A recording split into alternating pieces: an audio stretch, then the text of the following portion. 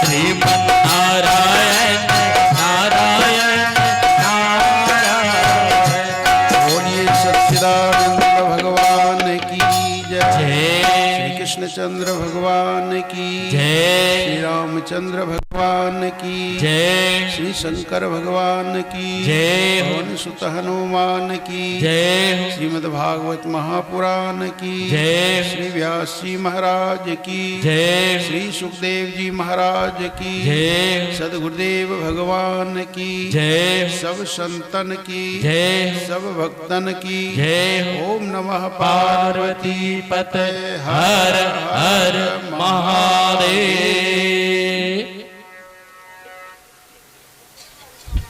भगवत चरणामृत। कल हम लोगों ने भगवान श्री कृष्ण के जन्म का प्रसंग सुना। वसुदेव पत्नी देवकी के गर्भ से भगवान श्री कृष्ण वैसे ही प्रकट हुए जैसे पूर्णिमा की रात्रि को पूर्व दिशा में पूर्ण चंद्रमा का उदय होता है। देवकी देव स्वरूपिणी है और वसुदेव देव स्वरूप है। दोनों का जीवन दिव्य है। देवकी में भी देव शब्द और वसुदेव में भी देव शब्द। देव की वसुदेव दोनों में देव शब्द है ना। तो देवकी और वसुदेव दोनों ही दिव्य स्वभाव के हैं, दिव्य प्रकृति के हैं। शुद्ध बुद्धि शुद्ध अंतःकरण ही देवकी और वसुदेव है। देवकी विशुद्ध बुद्धि है तो वसुदेव विशुद्ध हृदय है। तपस्या के द्वारा ही अंतःकरण शुद्ध होता है, पवित्र होता है।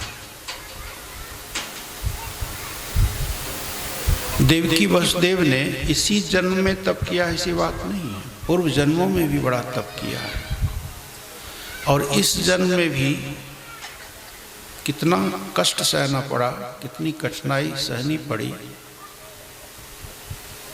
ये तो उनके जीवन को देखने से पता चलता है।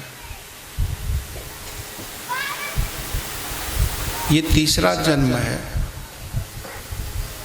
दूसरे जन्म में, इसके पहले जन्म में कश्यप अदिति के रूप में थे।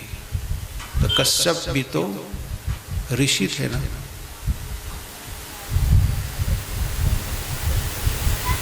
और इसके पूर्व जन्म में ये वसुदेव जी सुतपा नाम के प्रजापति थे और यह देवकी उनकी पत्नी थी। इस प्रकार से कई जन्मों की बातों को देखते हुए यही निष्कर्ष निकलता है कि एक जन्म नहीं, कई जन्मों में साधना करनी पड़ती है, तपस्या करनी पड़ती है, अंतःकरण शुद्ध बनाना पड़ता है, तब कहीं वह सच्चिदानंद घन परब्रह्म परमात्मा हमारे हृदय में प्रकट होता है।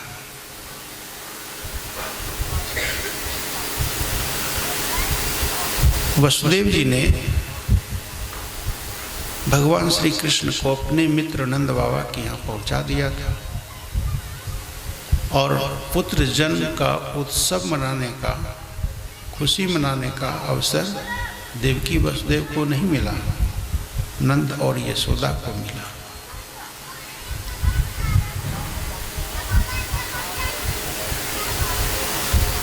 फिर नंद बाबा को मथुरा जाना पड़ा क्योंकि साल में एक बार उन्हें महाराज कंस के दरबार में जाकर के कर चुकाना पड़ता था। जो छोटे राजा होते हैं उन्हें बड़े राजा के यहाँ कर देना पड़ता है।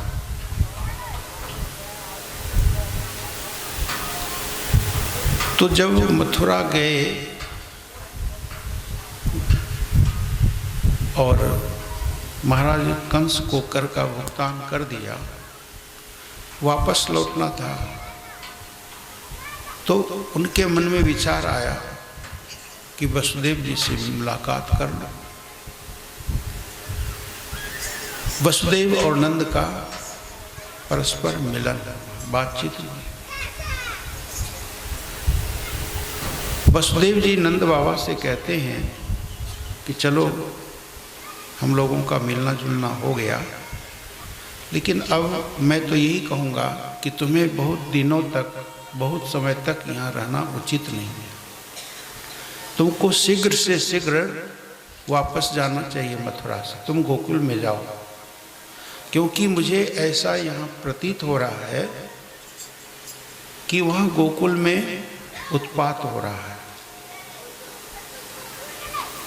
वहाँ कुछ ठीक नहीं है, गड़बड़ है। जाओ, तुम जल्दी से जाओ। और सचमुच में यहाँ गड़बड़ हो गया था। गड़बड़ क्या हो गया था? कंस की प्रेरणा से पूतना नाम की राक्षसी श्री कृष्ण को मारने के लिए आ गई थी माया से। माया के एक अर्थ होता है शक्ति। भगवान के पास भी तो माया है। भगवान की माया को योग माया कहते हैं, वह दिव्य अलौकिक शक्ति। उसी माया के द्वारा भगवान इस जगत का सृजन करते हैं, पालन करते हैं, संहार करते हैं। और माया के एक अर्थ होता है छल कपट। यह भी तो माया ही है। कहते हैं आदमी बड़ा मायावी है, मतलब क्या? बहुत झूठ कपट छल आदि का व्यवहार करता है। मन में कुछ है, बाहर कुछ है, बोलता कुछ है, करता कुछ है। माया का मतलब झूठ भी होता है, छल कपट भी होता है। देवताओं में शक्ति होती थी तो दैत्यों में दूध पिलाने के बहाने जहर पिला दूंगी और सोया का सोया रह जाएगा। और यशोदा से कहने लगी, अरे बहन देखो नहीं कितना सुंदर बालक है ये लगता है कि मेरा अपना ही बालक हो। देखो ना, इसको देख करके मेरे हृदय में प्यार उमड़ रहा है और मेरी तो इच्छा हो रही है कि मैं इसे अपना दूध पिलाऊं। भोली भाली यशोदा कहती है, हाँ बहन तुम्हारा ही लाला है ऐसा समझो। यशोदा मैया भी नहीं रोकती और पूतना झट से दूध पिलाना शुरू कर देती है। भगवान श्री कृष्ण गुस्से में है, क्रोध में भर करके, रोष से युक्त होकर के, क्रोध से युक्त होकर के पूतना का दूध पीते हैं, जहर पीते हैं और साथ साथ प्राण भी पी जाते हैं। अब जब पूतना के प्राण निकलने लगे तो व्याकुल हो गए और पूतना का असली रूप प्रकट हो गया। अब तो वो भागना चाहती है ना कि अब तो मैं मर जाऊंगी, अब तो मैं मर जाऊंगी, मेरे प्राण निकल जाएंगे। पूतना का बड़ा विशाल काय, विकराल भयंकर रूप था। आकाश मार्ग से भागना चाहती थी उठ करके, लेकिन कहां तक भागे? उनके तो प्राण ही भगवान ने हर लिए। इसलिए पूतना का शरीर धड़ाम से नीचे गिरा, दूर जाकर के गिरा जहां गौएं चरती हैं खुले मैदान में। पेड़ पौधे हो तो हो, लेकिन किसी का घर नहीं था। वहां जाकर के पूतना का शरीर गिरा। पूतना के गिरते हुए शरीर ने 6 कोस तक के वृक्षों को चूर चूर कर दिया। ऐसा सुखदेव जी महाराज कहते हैं कि मैंने ऐसा सुना है कि पूतना का शरीर जब गिरा तो 6 कोस तक के वृक्ष चूर चूर हो गए। तो श्री कृष्ण को क्या हुआ? कुछ नहीं हुआ। श्री कृष्ण तो अभी भी सही सलामत है, मुस्कुरा रहे, हंस रहे, पूतना की छाती पर खेल रहे। गोप दौड़े थे, गोपियां दौड़ी थी। अब श्री कृष्ण को पूतना की छाती पर से उठा लिया, यशोदा मैया के गोदी में दे दिया। घर आई, नहलाया धुलाया, अपना दूध पिलाया, ब्राह्मणों को बुला करके आशीर्वाद दिलाया। तरह तरह के रक्षा विधान किए गए। भगवान के ही नामों के द्वारा भगवान के ही अंगों की रक्षा की जा रही है। ब्राह्मणों के द्वारा मंत्रोच्चार हो रहा है। ब्राह्मण को दान पुण्य किया, दान दिया, दक्षिणा दी, लाला को आशीर्वाद दिलाया, फिर पलंग पर सुला दिया। पूतना राक्षसी थी, दुष्टा थी, कृष्ण के प्रति शत्रुता का भाव लेकर के आई, मारने की इच्छा से आई। जहर भरा स्तन्यपान,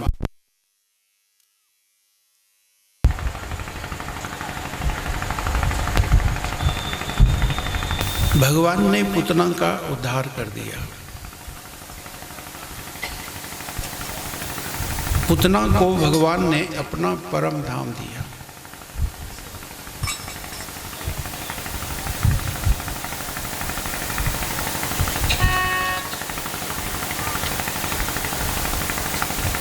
भगवान कितने उदार हैं,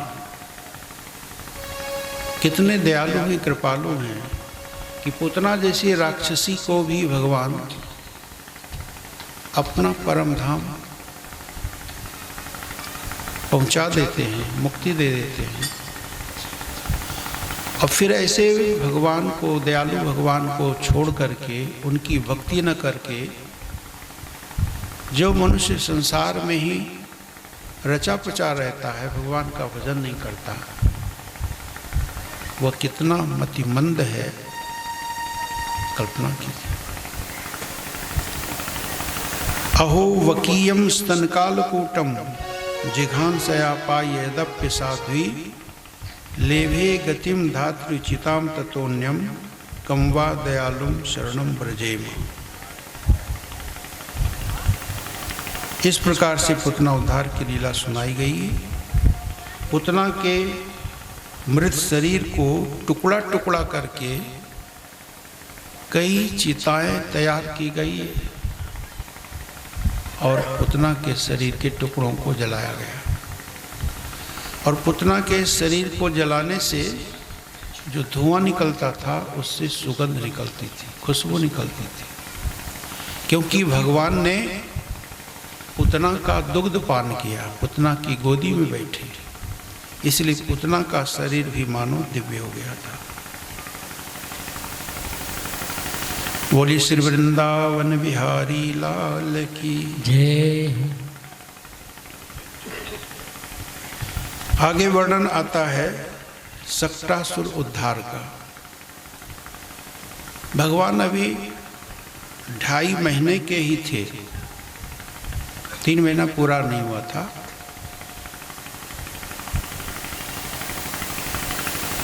जन्म नक्षत्र दिवस का संयोग था।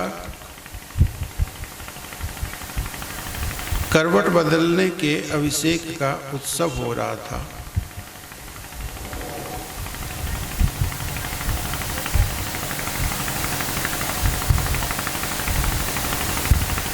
लोग इतने इकट्ठे होने वाले थे कि यशोदा मैया को लगा कि यहाँ गाना बजाना होगा, बड़ी भीड़ होगी, तो कन्हैया को कहीं एकांत में सुला दा। यहाँ तो बाजा का बजेगा, नाच गान होगा। तो आंगन का सारा सामान हटा करके बाहर कर दिया गया। दरवाजे पर एक सकट था, उसी सकट के ऊपर सारा सामान रख दिया गया। और कन्हैया को जिस पालने में मैया ने सुलाया था, उस पालने को भी उसी सकट के नीचे जाके लटका दिया, टांग दिया। इधर नाच गान उत्सव हो रहा था, उधर सक्टासुर आया। सूक्ष्म शरीरधारी वो दैत्य था।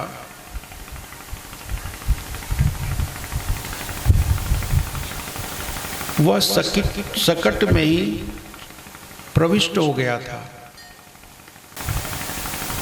और मन में सोच रही थी कि क्यों नहीं कन्हैया, इतना ज्यादा दूध क्यों पिया तुमने। मानो भगवान कहना चाहते हैं कि मैया तुम चिंता न करो, मुझे कुछ नहीं होने वाला, मैं अकेले ही तुम्हारा दूध थोड़े ना पी रहा हूँ, मैं तो विश्वम्बर हूँ, सारे विश्व का भरण पोषण करता हूँ, मैं तो जगन निवास हूँ, सारा जग मेरे में ही निवास करता है। न जाने कितने जीव मेरे माध्यम से तुम्हारा दूध पी रहे हैं, तृप्त हो रहे हैं। भगवान श्री कृष्ण सोचते हैं कि मैया तो भोली भाली है, अच्छा चलो दिखाई देता हूं कि मैं कौन हूं, मुझे तो छोटा सा बच्चा ही समझ रही है। कन्हैया के मुख को यशोदा मैया गौर से टकटकी लगा के देख रही थी।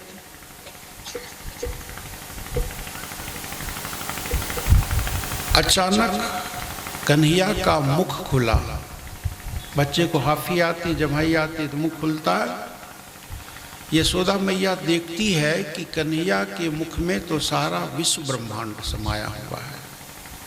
सूर्य, चंद्र, ग्रह, नक्षत्र, पृथ्वी, समुद्र, देवता, दैत्य, मनुष्य, पशु, पक्षी, क्या नहीं है कन्हैया के मुख में। सारा विश्व तो कन्हैया के मुख में है। कन्हैया इतना छोटा, कन्हैया का मुख इतना छोटा, लेकिन सारा विश्व ब्रह्मांड कन्हैया के मुख में समाया हुआ है। आश्चर्यचकित हो जाती है।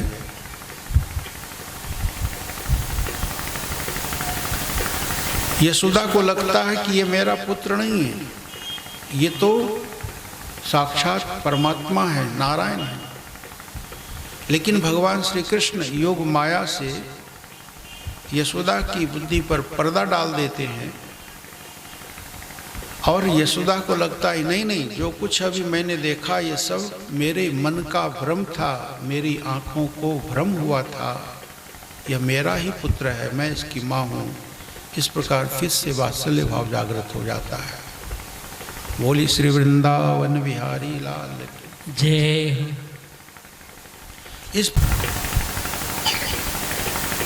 अब सुखदेव जी महाराज कहते हैं, हे राजन, वसुदेव जी की प्रेरणा से एक बार गर्गाचार्य जी महाराज नंद बाबा के यहाँ पधारे।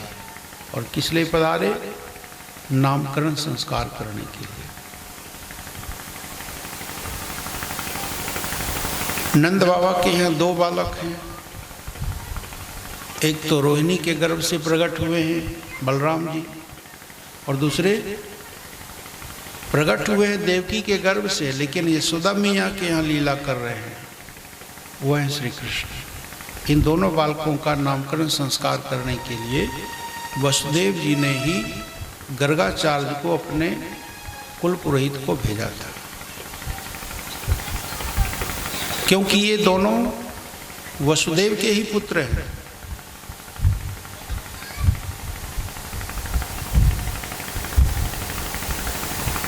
नंद बाबा बड़े प्रसन्न हुए, इन बालकों का नामकरण संस्कार करने के लिए कहा।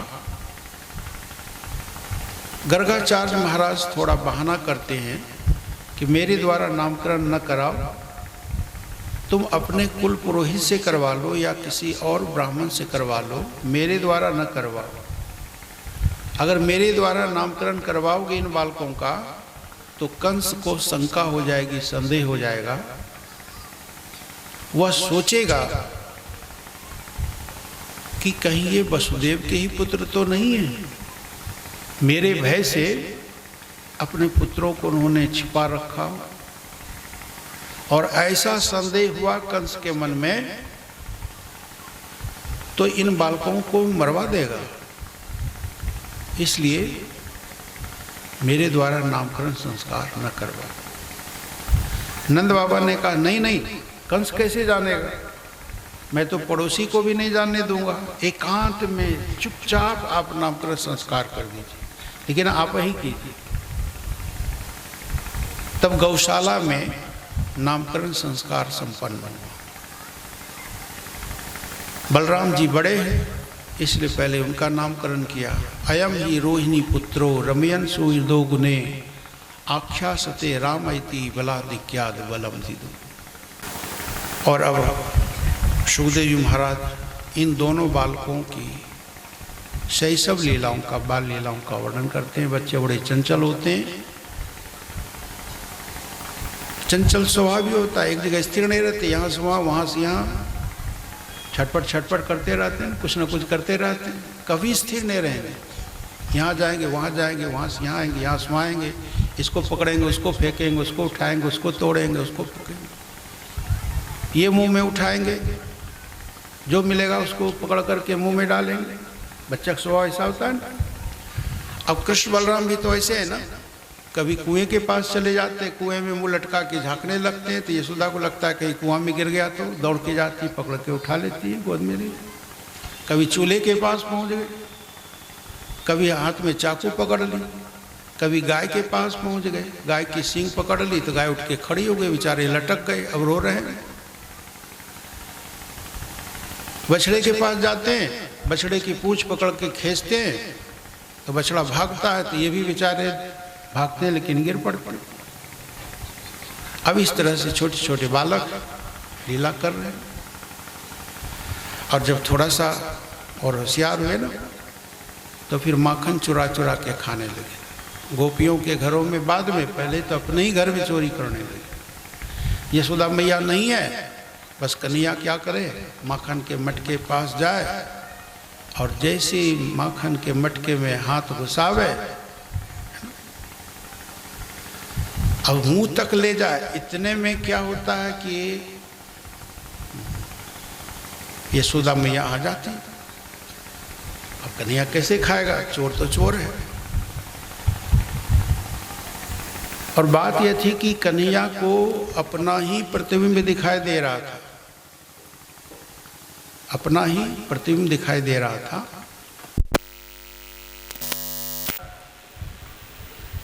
कन्हैया ने कहा, मैया को देखा ना, मैया ने कहा कन्हैया ये क्या कर रहे हो, माखन चुरा रहे हो, चुरा के खा रहे हो? नहीं मैया मैं चुरा कहाँ रहा हूँ।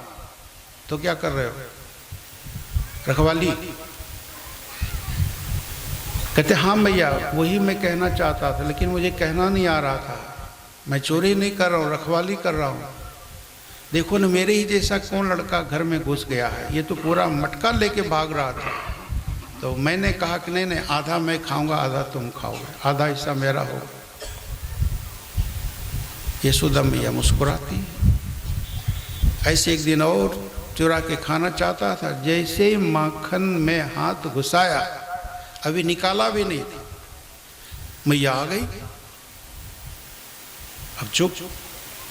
कन्हैया क्या कर रहे हो? कुछ नहीं। अरे माखन में हाथ घुसा करके क्या कर रहा है? चुरा के खाता है, खाने के लिए मना करती हूँ क्या?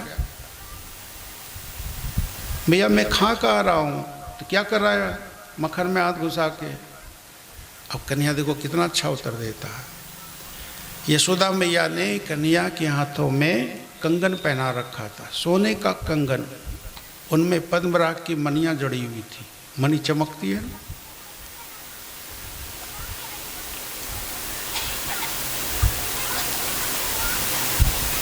अब उसी का बहाना बनाता है, कहता है मैया तुमने हाथ में पता नहीं क्या पहना दिया, ओहो मेरे हाथ से तो आग निकलती रहती है, मेरा हाथ जलता रहता है, इसीलिए ना माखन में हाथ डुबा करके ना हाथ को ठंडा कर रहा था, ये तो मेरा हाथ जलता रहता। मैया हंसने लगती, है छोटा लेकिन कितना सयाना है, देखो कैसा तर्क देता है, कैसा उत्तर देता है। मैया खुश हो जाती। और फिर थोड़ा बड़ा हो गए तो ग्वाल वाल सखाओं का मंडल तैयार किया। मंडल माना टीम बोलते हैं ना, दल। और फिर ग्वाल वाल सखाओं के साथ गोपियों के घरों में जाता है। जब गोपियां घर में नहीं रहती घुस जाता है और माखन चुराता है, दूध दही सब खाता पीता है, खाता कम में खिलाता जाता है, क्योंकि ये लीला है। ये माखन क्या है? माखन दिव्य प्रेम का प्रतीक है। माखन कोमल होता है, बहुत कोमल होता है, कितना चिकना होता है, कितना कोमल होता है, और बिल्कुल श्वेत रंग का, धवल रंग का, सुस्वादु, मधुर, मीठा। तो कल्पना करो कि दुनिया में सबसे सुंदर, सबसे श्रेष्ठ, सबसे मधुर, सबसे दिव्य वस्तु कौन सी है? वो प्रेम ही है ना। प्रेम से बड़ा भी कुछ है क्या? प्रेम से बड़ा कोई तत्व नहीं है। प्रेम से बड़ा कुछ नहीं है। प्रेम सबसे बड़ा है। ज्ञान भी प्रेम के आगे छोटा है। प्रेम से बढ़ करके कुछ नहीं है। और प्रेम ही तो इस जगत का सार है। प्रेम के बिना तो जीवन अधूरा है, व्यर्थ है, बेकार है। और प्रेम खुद परमात्मा का स्वरूप है। प्रेम कहो या परमात्मा कहो, दोनों एक ही तत्व का नाम है। प्रेम हरि का रूप है, हरि है प्रेम स्वरूप। एक होए दो यूं लखे, ज्यों सूरज और धूप। सूरज में और धूप में अंतर नहीं। ऐसे प्रेम में और परमात्मा में कोई अंतर नहीं। और परमात्मा को प्रेम ही प्रिय है। अच्छा, भगवान को मीठा का भोग लगाते हैं सब लोग। अब यहाँ भागवत पर भी मिठाई चढ़ा देते हैं। एक दिन ब्रह्मचारी जी ने कहा कि नहीं, वहाँ बतासा लड्डू मत चढ़ाइए, चिट्ठियाँ लगे। कहे ना भगवान को तो भोग लगेगा ही। पंडित जी तो ऐसे बोल। अब भगवान को मिठाई कहीं क्यों भोग लगाया जाता है? उनको डायबिटीज तो होने वाला नहीं। डायबिटीज तो हम लोगों को मिठाई क्यों? ये मीठा जो है ना, प्रेम ही मीठा होता है। और प्रेम से आपको कोई कुछ खिला देगा ना, नमकीन भी खिला देगा, कुछ भी खिला देगा तो आपको मीठा ही लगेगा। नहीं, प्रेम होना चाहिए। कुछ भी फीका नहीं लगता। प्रेम की ही मिठास सबसे बड़ी मिठास है। प्रेम से मीठा कुछ नहीं है। प्रेम से कोमल कुछ नहीं। प्रेम से श्रेष्ठ कुछ नहीं है। ये जो माखन है वो सार है, सार, दूध का सार है। ऐसे जीवन का सार है प्रेम। तो ये जो माखन है वो प्रेम का प्रतीक है। प्रेम को फैलना चाहिए, प्रेम का विस्तार होना चाहिए। प्रेम को तो बांटना चाहिए। प्रेम को कहीं इकट्ठा करके रखो, बंद करके रखो, जैसे धन को तिजोरी में रखते हैं, लॉकर में, ऐसा नहीं। बांटो। प्रेम बांटने की चीज है, विस्तार करो। अगर माखन मटके में पड़ा रह जाएगा तो सड़ जाएगा, बदबू आएगी कि नहीं आएगी? फेंकना पड़ेगा, इतना महकेगा, दुर्गंध आएगी। जल भी जो बंधा हुआ होता है वो सड़ने लगता है, कीड़े पड़ जाते हैं। जो बहता रहता है, जो चलता रहता है, इसलिए बंद कमरे में कौन रहना पसंद करता है? खिड़कियां खोल देते हैं, हवा और जाए, तभी तो शुद्ध बनी रहती है हवा। वेंटिलेशन होना चाहिए। धन भी तभी शुद्ध होता है जब धन आता है और जाता है। कमाओ तो बांटो भी, खर्च भी करो, तो धन शुद्ध रहेगा। खाली इकट्ठा करते रहोगे तो अशुद्ध हो जाएगा। ये माखन दिव्य वस्तु है, प्रेम का प्रतीक है। इसका भी विस्तार होना चाहिए, इसका भी वितरण होना चाहिए, इसको भी सब लोगों में बांटना चाहिए। इसीलिए भगवान इस माखन को मटके में कैद नहीं रहने देना चाहते हैं। मटके से निकाल करके लुटाते हैं, बांटते हैं, खिलाते हैं। चाहे पशु हो, चाहे पक्षी हो, चाहे बंदर हो, चाहे कौवा हो, चाहे कोई भी हो। प्रेम का भूखा तो सब है। भगवान भी प्रेम के भूखे हैं। और इसलिए देखो भगवान क्या करते हैं, माखन खिलाते हैं, लुटाते हैं, बांटते हैं। और जिस घर में ताज़ा माखन ना हो, बासी हो, तो वो बासी माखन खाने वाले नहीं, फिर वो मटका फोड़ देंगे। खट्टा दही हो तो नहीं खाएंगे, फिर मटका फोड़ देंगे, बर्बाद कर देंगे। शुद्ध वस्तु चाहिए, ताजी वस्तु चाहिए।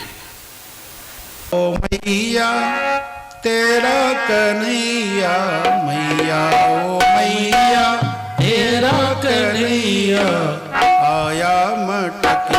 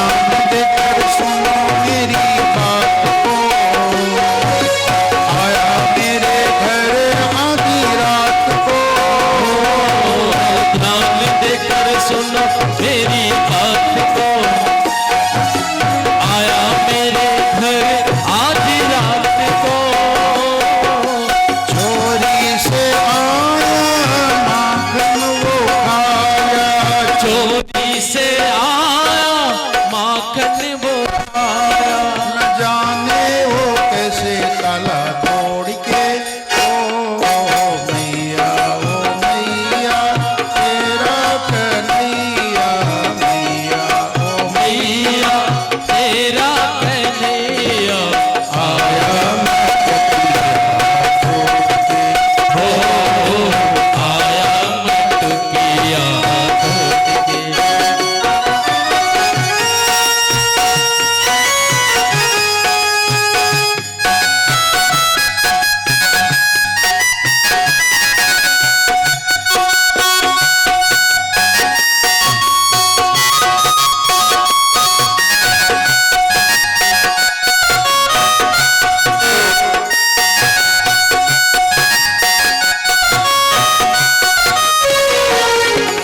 बड़ा नट खट तेरा लाल है चले नई नई चाल है। बड़ा नट तेरो लाल है नित चले नई नई चाल है। बड़ा नट खट तेरा लाल है नित चले नई नई चाल है।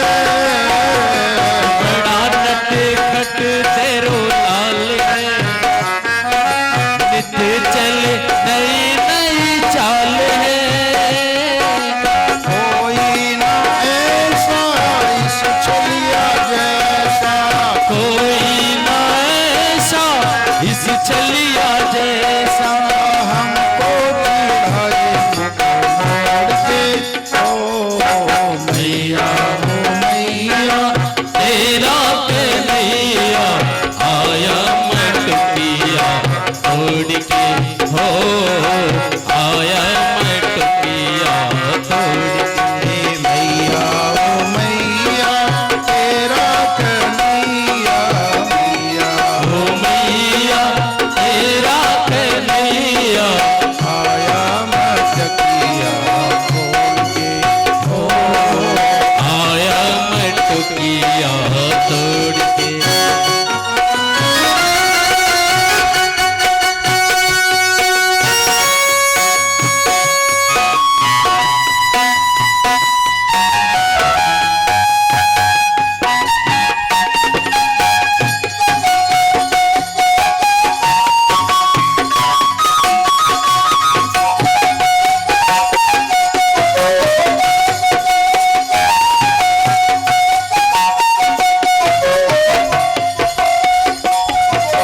रात दिन हमें परेशान करे तब तक मैया हम धीर धरे। रात भर हमें परेशान करे कब तक मैया हम धीर धरे। रात दिन हमें परेशान करे तब तक मैया हम धीर धरे। रात दिन हम परेशान करे कब तक मैया हम धीर धरे। कैसे रहेंगे कब तक सहेंगे कैसे रहेंगे कब तक सहेंगे। जाना पड़ेगा ब्रज छोड़ के मैया तेरा कन्हैया मैया ओ मैया तेरा कन्हैया आया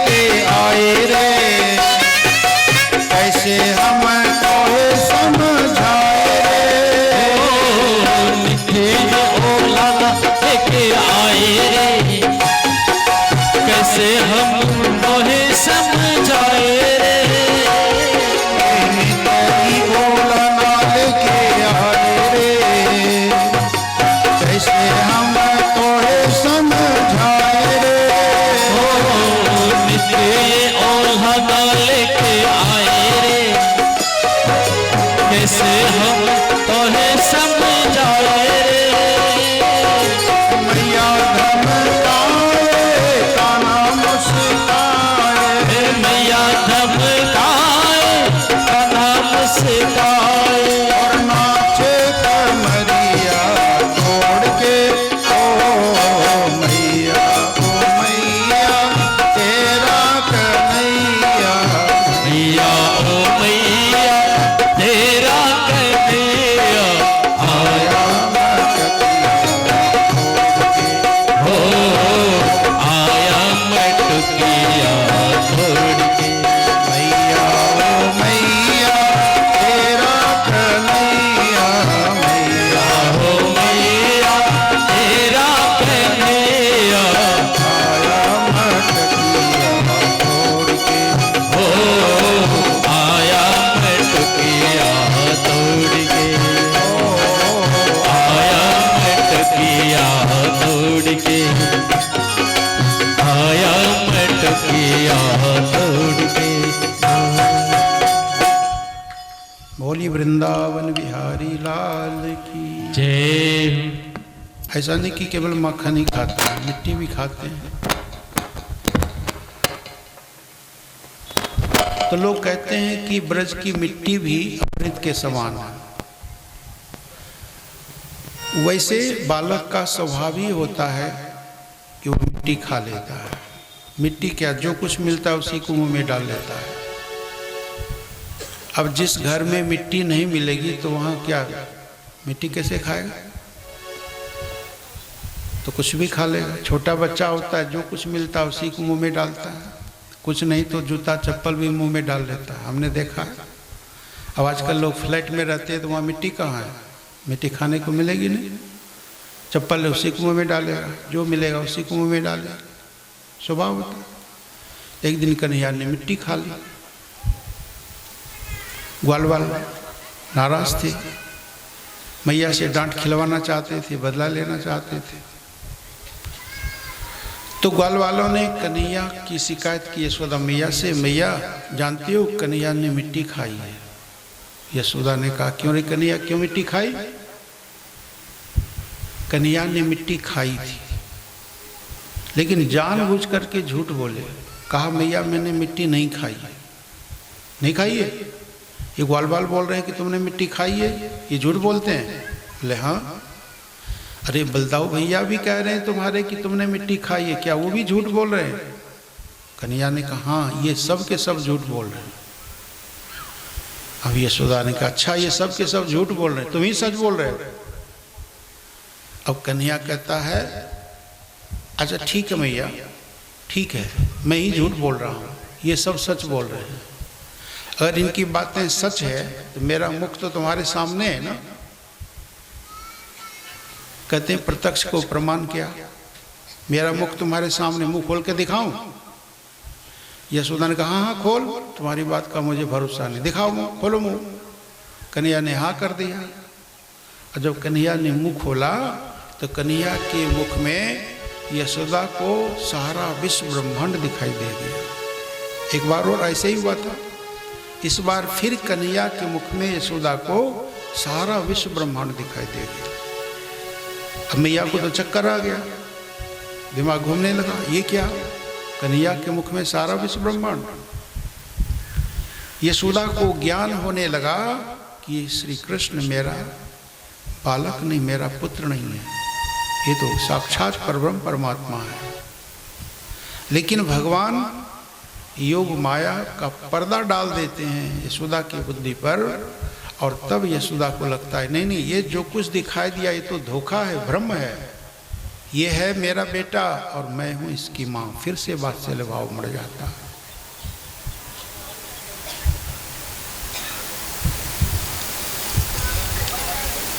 उखल बंधन लीला भी सुनिए।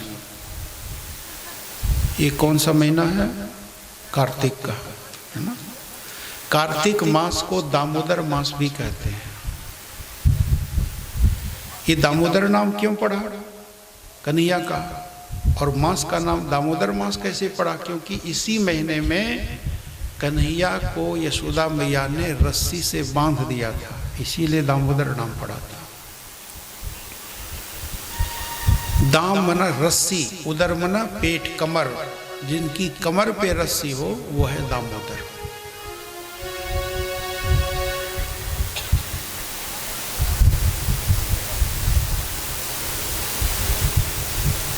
कन्हैया ने मैया से जिद किया कि मैं दूध पीऊंगा। बच्चा तो जिद्दी होता ही है। यशोदा मैया सुबह सुबह नहा धो करके सुंदर वस्त्र, पवित्र वस्त्र पहन करके दधी मंथन कर रही थी माखन निकालने के लिए। कन्हैया सोया हुआ था और कन्हैया की नींद खुली तो सीधे मैया के पास आ गया और दूध पीने के लिए मचल गया। यशोदा कहती है थोड़ी देर रुक जाओ, मुझे पिला दूंगी। बोले नहीं, मुझे अभी दूध पीना है।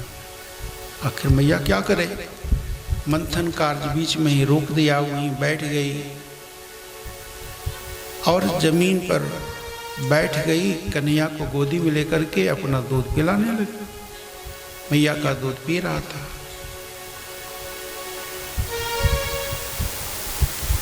यशोदा को याद आया कि जो गैया का दूध चूल्हे के ऊपर पकने दिया था, इतनी देर हो गई कहीं वह दूध जल ना जाए। और तब कन्हैया को नीचे उतार दिया गोदी से झट से और दौड़ के चली गई दूध उतारने के लिए, बचाने के लिए। कन्हैया को आ गया गुस्सा और कन्हैया ने वो मटका ही फोड़ दिया जिसमें दही मच रही थी। गुस्सा आता है तो तोड़फोड़ होता ही नहीं, देखते हो। यशोदा मैया आई, देखा कि मटका फूटा हुआ है, कन्हैया गायब है। अरे वो नटखट गया कहाँ? तो जो बासी माखन छीके पर लटक रहा था मटके में ना, बासी माखन का मटका, वहां कन्हैया चला गया और उखल को उल्टा करके उसके ऊपर खड़ा होकर के मटके को छीके से उतारा, उखल पर बैठ गया और उसी मक्खन को लुटाने लगा, फेंकने लगा। कितने कौवे आ गए, बंदर आ गए, सब मक्खन खा रहे हैं।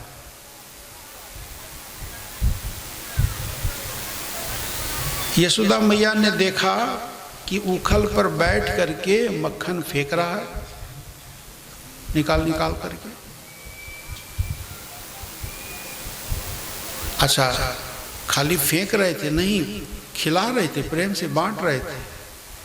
और पहले कन्हैया ने थोड़ा सा मक्खन खा भी लिया था, जरा सा मुंह में डाला, प्रसाद बना दिया, अब बांट रहे हैं। भगवान का प्रसाद कौन नहीं खाना चाहेगा? खाना चाहेगा, सब कोई खाना चाहता है। ये सब के भीतर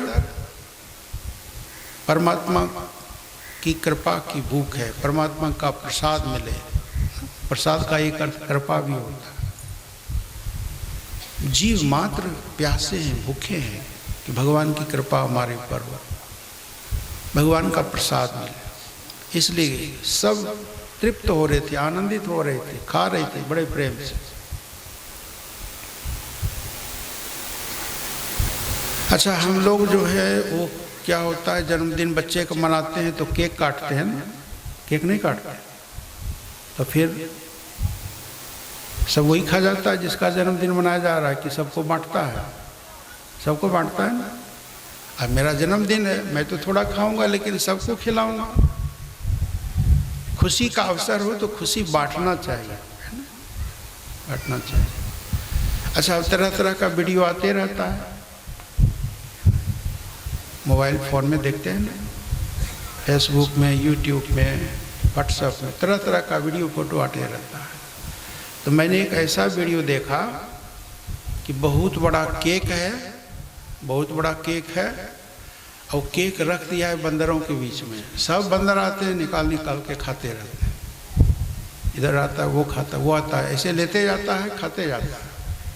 अब जिसके मन में भी ये भावना आई होगी, कितनी सुंदर भावना होगी। हम लोग तो केक खाते हैं, लेकिन बेचारा बंदर कब खाए, तो चलो बंदरों को खिलाए। किसी के मन में आया और उसने केक रख दिया, बंदर लोग सब आए रहे, निकाल के अपना खा रहे, हाथ से ले लेके खा रहे, भरपेट खा रहे।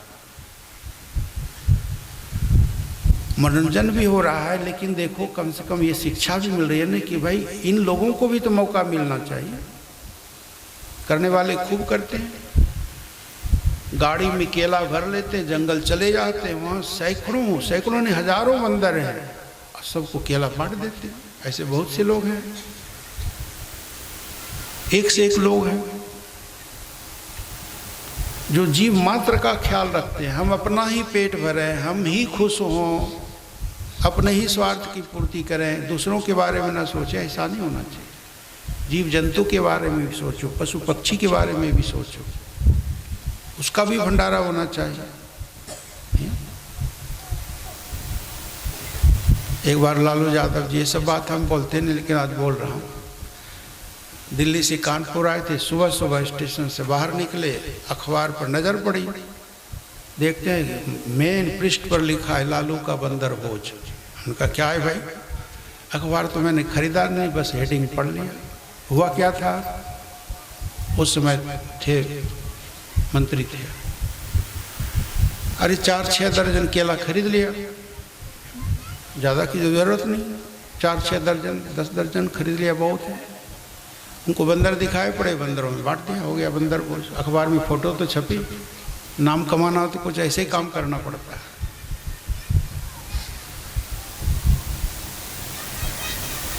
एक बार दिल्ली जा रहे होंगे पटना से, तो लखनऊ में उतरे, हेलीकॉप्टर से जा रहे उतरे, और फिर क्या हुआ कि सतुआ घोड़ा पिया, फिर चल दिए। अब अखबार में छपा कि लालू यादव सतुआ पी रहे हैं। सुर्खियों में रहने का कोई उपाय करना पड़ा। तो देखो भगवान श्री कृष्ण ने थोड़ा सा प्रसाद बना दिया, एक उंगली चाट लिया माखन को, और फिर लगे फेंकने, माखन से निकाल कर सब बंदर कौवे आगे खा रहे, आनंद मना रहे। यशोदा मैया को तो गुस्सा आ रहा है।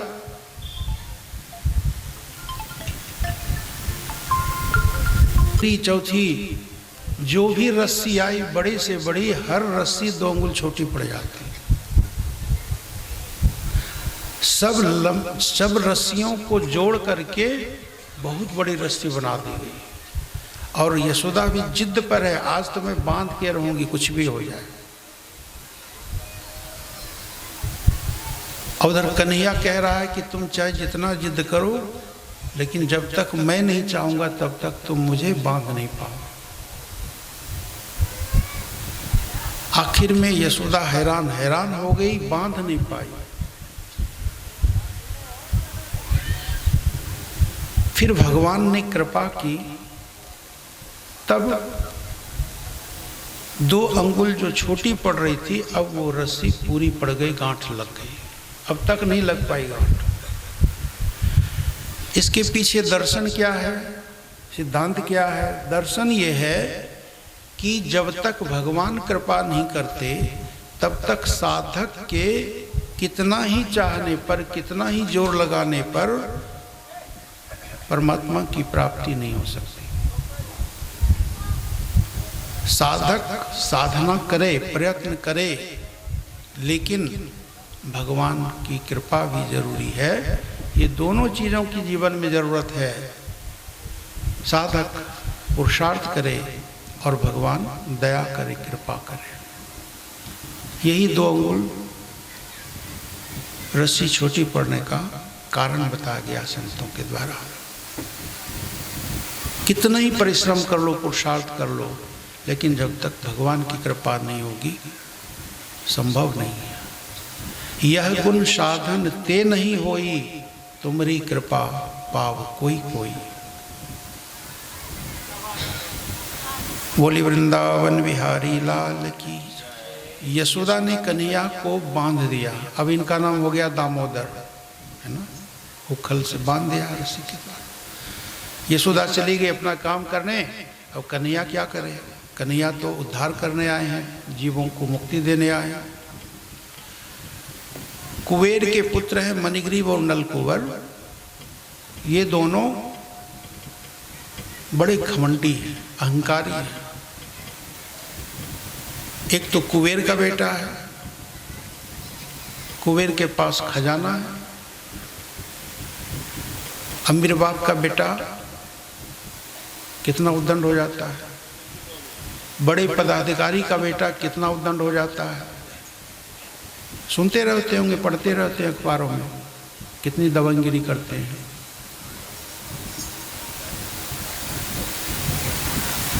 बड़े बड़े आईएएस अफसर होते हैं, पदाधिकारी होते हैं, बहुत ज़्यादा पढ़े लिखे होते हैं, लेकिन आज का अंगूठा छाप नेता हो, एमएलए हो, उस आईएएस अफसर का कॉलर पकड़ लेगा, 4 थप्पड़ मारेगा कस के, तुम्हारा तबादला करवा दूंगा। क्या समझता है? क्यों? उसकी सत्ता का बल है, पावर में है, विधायक है, वो सांसद है, भले वो मैट्रिक फेल हो।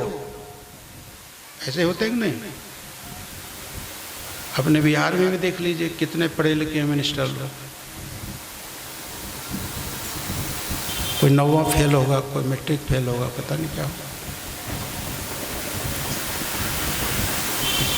ये धनी बाप का बेटा है, कुबेर का बेटा है, सुंदर रूप है, जवानी है, घमंड घमंड है। गंगा के किनारे किनारे विचरण कर रहे थे, साथ में अप्सराएं, है ना। मान लो कि बिगड़ेल बाप के बच्चा बिगड़ेल होता है ना, बड़े बाप बेटा देखो कैसा होता है, होटल में ठहरेगा, हजारों लाखों रुपया फूकेगा, शराब पिएगा, पता नहीं क्या क्या करेगा। ऐसे ही देखो, अब नारद जी संत हैं, सारा संसार उनका आदर करता है, देवता हो दैत्य हो कोई भी हो, लेकिन ये दोनों इतने लापरवाह हैं, गंगा जी के जल में स्त्रियों के साथ नग्न होकर के जल क्रीड़ा कर रहे थे, खेल कर रहे थे। लेकिन अब संत आ रहे हैं, नारद जी आ रहे हैं, तब तो अब तो कम से कम लिहाज करो उनका। लेकिन ये नंग धड़ंग खड़े रहे।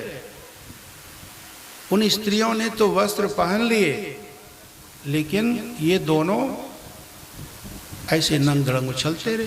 अब नारद जी से बर्दाश्त नहीं हुआ, और तब नारद जी ने श्राप दे दिया, जाओ तुम दोनों वृक्ष बन जाओ। वृक्ष जड़ होते हैं, तुम भी जड़ हो जाओ। अब दोनों को जब श्राप दिया नारद जी ने कि वृक्ष बन जाओ, तब बुद्धि ठिकाने आ गई, चरणों में गिर पड़े, क्षमा कीजिए। नारद जी ने कहा कि अब तो तुम दोनों को वृक्ष योनि में जन्म लेना ही पड़ेगा, मैंने श्राप दे दिया, लेकिन अब क्षमा मांग रहे हो तो चलो आशीर्वाद भी देता हूँ कि तुम्हें भगवान का दर्शन प्राप्त होगा और भगवान तुम दोनों को वृक्ष योनि से मुक्त करेंगे। आज वही दिन आ गया है। मणिग्रीव और नलकूबर 100 वर्षों से नंद बाबा के दरवाजे पर आंगन के बाहर वृक्ष के रूप में खड़े थे। यमलार्जुन यमल मन जुड़वा, दोनों वृक्ष की जड़ें मिली हुई थी धरती के भीतर, और दोनों का तना बिल्कुल पास पास था, थोड़ी सी जगह। कन्हैया तो छोटा सा बच्चा है, कन्हैया तो दोनों वृक्षों के बीच से निकल गया, इस पार से उस पार हो गया, लेकिन उखल कैसे पार होगा? उखल तो अटक गया। और उखल का स्पर्श हुआ वृक्षों से तो दोनों वृक्ष उखड़ करके गिर पड़े, धड़ाम से गिरे। वृक्षों के गिरने की आवाज हुई, लोगों ने सुनी। बाद में इसके पहले ही क्या होता है कि दोनों कुबेर पुत्र जो वृक्ष योनि में थे, वृक्ष योनि से मुक्त हो गए और अपने असली रूप में हो, देवता थे, कुबेर के पुत्र थे, नतमस्तक हो गए, हाथ जोड़ करके भगवान की स्तुति करते हैं और भगवान से प्रार्थना करते हैं। वाणी गुणानुकथने श्रवणौ कथायाम हस्तौ च कर्मसु मनस्तौ पादयोर्नः स्मृत्याम शिरस्तव निवास जगत प्रणामे दृष्टि सताम दर्शनेस्तु भवत तनुनाम। कहते हैं, हे प्रभु, आपकी कृपा हमारे ऊपर इस प्रकार हो कि हमारी वाणी आपका ही गुणानुवाद करे।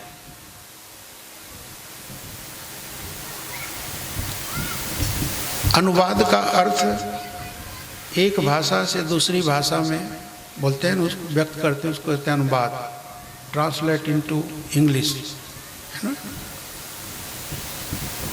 तो हिंदी के वाक्य को अंग्रेजी में बोलते हैं, उसको कहते हैं अनुवाद या लिखते हैं। यशोदा की तरफ देखा गुस्से की नजर से, किसने मेरे कन्हैया को रस्सी से बांध दिया था। अब यशोदा तो भयभीत हो गई। यशोदा को क्या पता था कि ऐसा हो जाएगा, मैं कन्हैया को उखल से बांध दूंगी तो ऐसा हो जाएगा, ये पता था क्या? तब तो कभी नहीं बांधती।